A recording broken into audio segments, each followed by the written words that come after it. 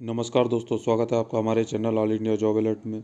दोस्तों, फिर से मैं आपके लिए एक नया नोटिफिकेशन लेके आ चुका हूं। तो चलिए देख लेते हैं क्या वो नोटिफिकेशन है। दोस्तों, railway recruitment cell western central railway की तरफ से एक नया नोटिफिकेशन निकला हुआ है, जिसमें ऑनलाइन एप्लीकेशन सबमिशन की जो डेट दी गई है वो 18/11/2022 दी गई है। Online application closing date and time जो दे रखा है 17/12/2022 23:59 जो दे रखा है। और इसमें जो टोटल पोस्टें दी गई हैं दोस्तों, 2521 पोस्टें दी गई हैं दोस्तों। अब बात कर लेते हैं किस किस डिवीज़न में कितनी कितनी पोस्टें हैं। तो जेबीपी डिवीज़न में यूआर में 354, एससी में 137, एसटी में 63, ओबीसी में 240, ईडब्ल्यूएस में 90 टोटल जो पोस्टें हैं। जेबीपी डिवीज़न में 884 वैकेंसी हैं। बीपीएल डिवीज़न में देख लेते हैं, यूआर के लिए 250 हैं, एससी के लिए 91 है, एसटी के लिए 46 हैं, ओबीसी के लिए 166 हैं, ईडब्ल्यूएस में 61 है। टोटल जो पोस्टों हैं 614 है। कोटा डिवीज़न में देख लेते हैं तो 276 हैं, एससी में देख लेते हैं 104 हैं, एसटी में 52 हैं, ओबीसी में देख लेते हैं 185 हैं, ईडब्ल्यूएस में 68 हैं। टोटल जो पोस्टों की संख्या है 685 हैं। डब्ल्यूआरएस कोटा में देख लेते हैं, यूआर के लिए 64 हैं, एससी के लिए 24 हैं, एसटी के लिए 12 हैं, ओबीसी के लिए 44 हैं, ईडब्ल्यूएस के लिए 16 है। टोटल जो पोस्ट हैं 160 हैं। सीआरडब्ल्यूएस बीपीएल के लिए देख लेते हैं तो उसमें यूआर के लिए 93 है, एससी के लिए 16 है, एसटी के लिए 6 वैकेंसी हैं, ओबीसी के लिए 35 है, ईडब्ल्यूएस के लिए 8। टोटल जो पोस्टों की संख्या 158 है। एचक्यू जेबीपी में देख लेते हैं, यूआर के लिए 9, एससी के लिए 3, एसटी के लिए 2, ओबीसी के लिए 4, ईडब्ल्यूएस के लिए 2। टोटल जो पोस्ट हैं 20 हैं। इस तरीके से जो टोटल पोस्टों की जो संख्या निकल कर सामने आ रही है 25-21 निकल के आ रही है। एलिजिबिलिटी कंडीशन एज के लिए देख लेते हैं दोस्तों, तो क्या है 17/11/2022 से है।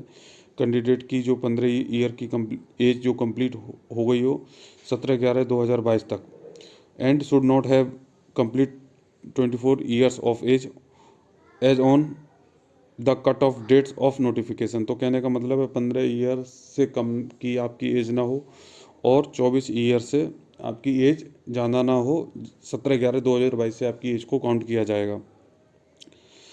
अब अपर एज की बात कर लेते हैं तो क्या है इसमें, एससी और एसटी को 5 ईयर्स का रिलैक्सेशन मिलेगा, ओबीसी को 3 ईयर्स का एज रिलैक्सेशन मिलेगा। और upper age limit age relaxable by up to the additional 10 years for ex service में। तो ये एक्स सर्विस मैंस के लिए 10 ईयर का एडिशनल मिलेगा। अब हम एलिजिबिलिटी की बात कर लेते हैं कि एलिजिबिलिटी क्वालिफिकेशन देख लेते हैं। तो the candidate must have passed 10th class examination, यानी कहने का मतलब है कि आपकी जो क्वालिफिकेशन है 10th क्लास होनी चाहिए और उसके इक्विवेलेंट कोई और अदर आपके पास में है तो वो चल जाएगा विद मिनिमम 50% मार्क्स। जो आपके मिनिमम 10th क्लास में 50% मार्क्स होने चाहिए।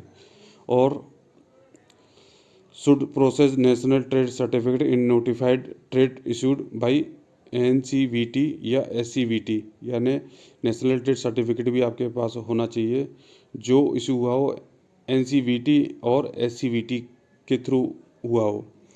Note: the candidate should have already passed the prescribed qualifications on the date of issue of notification. The candidates appearing in the qualification examination and candidates whose result of qualifying examination awaited are not eligible। यानी कि मतलब ये है कि अगर आप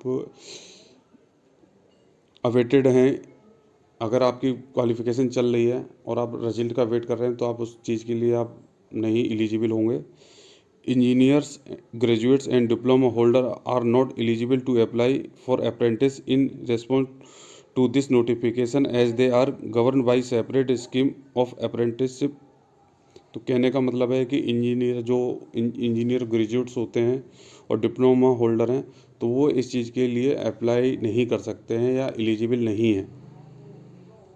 अब mode of selection देख लेते हैं कि आपका सिलेक्शन किस तरीके से होगा। Selection will be done on the basis of merit list prepared in respect of all the eligible candidates who apply against the notification. The merit list will be prepared on the basis of average marks obtained in 10th class examination और its equivalent plus ITI trades marks. तो कहने का मतलब है कि जो आपने high school किया है, हाई स्कूल के मार्क्स और ITI की जो ट्रेड्स है उसके अंकों को जोड़ के आपकी एक मेरिट लिस्ट बनाई जाएगी। On the basis of trade division unit opted by the candidate, merit list will be prepared trade wise, division wise, unit wise और कम्युनिटी वाइज। तो कहने का मतलब ये है, तो जो आपने ट्रेड या डिवीजन या यूनिट आपने चूज की है, जो मेरिट लिस्ट प्रिपेयर की जाएगी वो ट्रेड वाइज होगी, डिवीजन वाइज होगी, यूनिट वाइज होगी और कम्युनिटी वाइज होगी।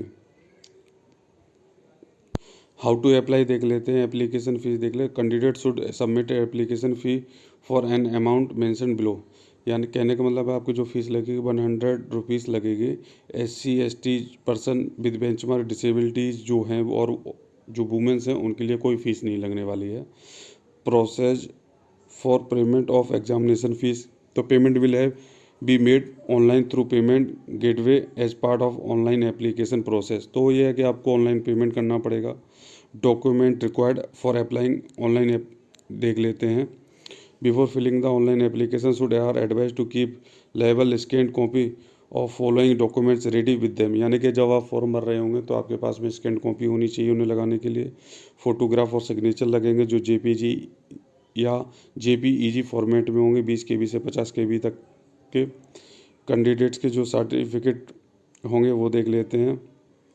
10th की मार्कशीट होनी चाहिए और 10th पास सर्टिफिकेट आपके पास में होना चाहिए। Procedure to followed for applying online देख लेते हैं। तो कैंडिडेट www.wcr.indianrailways.gov.in पे जाके आप लॉगिन कर सकते हैं और अपने फॉर्म को भर सकते हैं। तो दोस्तों ये थी आपके लिए वीडियो। आशा करता हूँ आप मेरे द्वारा दी गई जानकारी आपको अच्छी लग रही होगी। तो प्लीज़ मेरे चैनल को लाइक एंड सब्सक्राइब करें। जय हिंद दोस्तों।